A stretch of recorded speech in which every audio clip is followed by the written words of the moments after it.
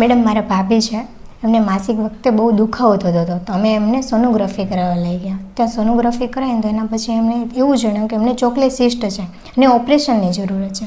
તો madam, chocolate સિસ્ટ એટલે શું અને ચોકલેટ સિસ્ટમાં ઓપરેશન કરાવવું જરૂરી છે? મિત્રો, ચોકલેટ સિસ્ટ એ એક પ્રકારની ગાંઠ છે જે ઓવરીમાં બને છે. તો આ ગાંઠ કઈ રીતે બને છે તેના વિશે જોઈએ. તો ગર્ભાશયમાં મુખ્ય 3 પડ હોય છે. તેમાં સૌથી અંદરના પડને એન્ડોમેટ્રિયમ કહેવામાં આવે છે. દર વખતે જ્યારે માસિક આવે ત્યારે આ અંદરનું પડ તૂટીને માસિક રૂપે બહાર નીકળે છે.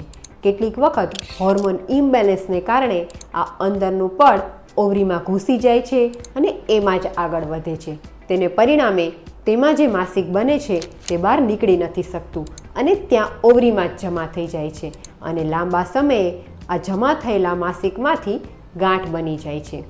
આ ગાંઠનો કલર ચોકલેટ જેવા ડાર્ક બ્રાઉન કલરનો હોવાથી તેને ચોકલેટ સિસ્ટ કહેવામાં આવે છે. આ ગાંઠને કારણે માસિક આવતા સમયે અતિશય દુખાવો થાય છે. પેડુની નીચેના ભાગે દુખાવો થાય છે અને ભાર લાગે છે. માસિક ખૂબ વધારે પ્રમાણમાં આવે છે. પેટમાં ગેસ થાય છે, કમરનો દુખાવો થાય છે અને કેટલીક વખત પ્રેગ્નન્સી રહેવામાં પણ તકલીફ પડે છે.